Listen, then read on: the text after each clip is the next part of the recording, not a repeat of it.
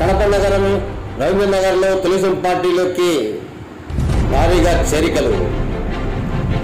Kadapa Telugu Desam party polit bureau సభ్యుడు, parliament అధ్యక్షుడు శ్రీ రెడ్డప్ప గారి శ్రీనివాసరెడ్డి గారు వారికి తెలుగుదేశం పార్టీ కండువా కప్పి పార్టీలోకి ఆహ్వానించారు. Kadapa Telugu Desam party polit bureau సభ్యుడు, పార్లమెంటు అధ్యక్షుడు శ్రీ రెడ్డప్ప గారి శ్రీనివాసరెడ్డి గారు మీడియాపరంగా మాట్లాడుతూ వైసీపీ పాలనలో ప్రజలు తీవ్రంగా నష్టపోయారని, అలాగే రాబోయే ఎన్నికలలో శ్రీ నారా చంద్రబాబు నాయుడు గారిని ముఖ్యమంత్రి చేసుకుంటేనే రాష్ట్రం బాగుపడుతుందని,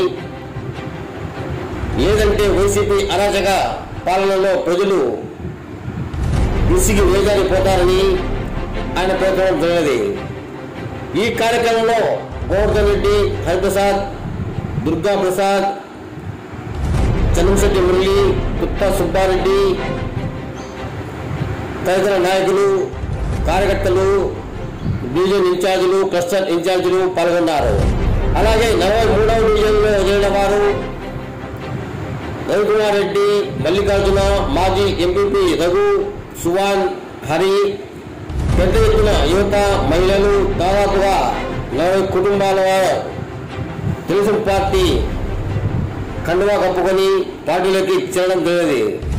ఇందులో కొమ్మిశెట్టి చంద్ర, నాగుల రవికుమార్, ఎద్దుల రవి, పెద్దపుత్త సుబ్బారెడ్డి, చంద్రశెట్టి మురళి, పసిగెడ్ల రాయుడు, అఫ్జల్ ఖాన్, ఈనస్, భాను, సురేష్ తదితరులు పాల్గొన్నారు. అలాగే ఈ కార్యక్రమంలో తెలుగుదేశం పార్టీ నాయకుడు చంద్రశెట్టి మురళి మాట్లాడడం జరిగినది.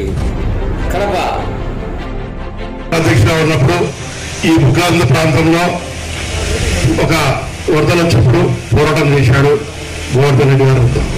కానీ ఆ రోజు వరదలు వచ్చినప్పుడు మొట్టమొదటి స్పందించింది తెలుగుదేశం పార్టీ ఎమ్మెల్యే కలిగిబాయి గారు.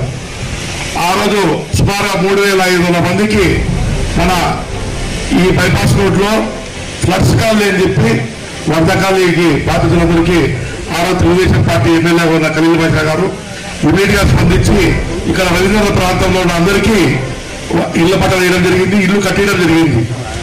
ఈరోజు మీకు ఏ సమస్య వచ్చినా తెలుగుదేశం పార్టీ పోరాడుతుంది తప్పక ఇక్కడ వైఎస్ఆర్ పార్టీ అధికారంలోకి వచ్చిన అంజద్ బాషా గారు మైనార్టీలకు ఎక్కడైతే ఎన్క్లోజ్మెంట్ లో ఇళ్లు పోతున్నాయో అక్కడ వాళ్ళకి ఇంటి స్థలము, ఇల్లు నిర్మాణం ఒక వ్యయం కట్టించమంటే డీకేటీలో కట్టుకున్నారని చెప్పి ఎంఆర్ఓను పంపించి దౌర్జన్యంగా ఇల్లు కూర్చున్న సంఘటన ఎవరు ఉన్నారంటే ఒక కడపలో అంజద్ బాషా గారే. ఎందుకంటే ఆయనకు మళ్ళా మైనార్టీ మినిస్టర్ ఇచ్చారు.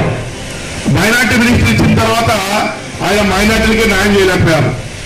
అదే మేము ఎన్క్లోజ్మెంట్ జరిగేటప్పుడు మేము వైసీపీలో ఉన్నప్పుడు కానీ ప్రశ్నించాము ఎంఆర్ఓ గారు అని. నిరుపేదలైన మైనార్టీ లాంటి వాళ్ళకి ఇచ్చింది డీఫార్మర్ గవర్నమెంటే, కట్టుకునింది ప్లానింగ్ అప్రూవల్తోనే, ఎందుకు మీరు వాళ్లకు డబ్బులు కట్టేవారని చెప్పి పోరాడారు. కానీ డిప్యూటీ సీఎం గారు, ముఖ్యమంత్రి గారు గారిని ఎక్కడే కానీ స్పందించలేదు. అలాగే ఈ రోజు మీరు చూస్తున్నారు, గతంలో వాసు గారు 2014-19 ఉన్నప్పుడు ఈ కడప రవీంద్రనగర్ బ్రిడ్జిని ఆ రోజు తెలుగుదేశం పార్టీ చంద్రబాబు నాయుడుతో మాట్లాడి ఇక్కడ రవీంద్రనగర్ ప్రజలకు ఇబ్బంది ఉందని చెప్పి ఆయన శాంక్షన్ చేసుకుని ఓపెనింగ్ చేయడం జరిగింది. ఈరోజు చూసిన మంచినీటి సమస్య ఉంది. ఈ రోజు 2 రోజులకు 3 రోజులకు ఆర్డర్లు మేలుకోవాల్సి వస్తుందంటే ఆ రోజు వాసు గారు ముందు చూపుతో 2014-2019 ఆయన ఇన్ఛార్జ్ ఉన్నప్పుడు సుమారు 253 కోట్లు ఈ కడప వాటర్ గిండ్లో ఆనకట్ట జరిగితే ఎప్పటికైనా శాశ్వత నీళ్లు ఉంటాయి కడప ప్రజలకు అని చెప్పి వాసన గారు శాంక్షన్ చేసుకొస్తే దానిగా టెండర్ జరిగితే దాన్ని అడ్డుకొని వైసీపీ ఇంతవరకు దాన్ని అడ్డుకునేది వాళ్ళే. ఈరోజు మంచి నీటి సమస్య రావడం కారణం కానీ వైసీపీ నాయకులే. ఎందుకంటే ఈ పథకం ఎలాగైతే అమలైతే చంద్రబాబు నాయుడు గారికి, వాసు గారికి పేరు వస్తుందో అని చెప్పి చేశారు. అందుకు మీరు ఆలోచించండి. ఈరోజు మాధవరెడ్డి గారు ఎక్కడికి పోయినా ప్రశ్నిస్తాను, ఎందుకు ప్రశ్నిస్తాను, మీకోసం ప్రశ్నిస్తాను. ఈరోజు రోడ్లు లేవు, కాలువలు లేవు, మంచినీటి సమస్య ఎక్కువ ఉంది అని ప్రశ్నిస్తా అంటే ఆమె మీద కానీ కామెంట్ చేస్తాను. ఒక మహిళని చూడకుండా వేరే వాళ్ళతో తిట్టిస్తాను. ఇది బాగా అడుగుతున్నాం.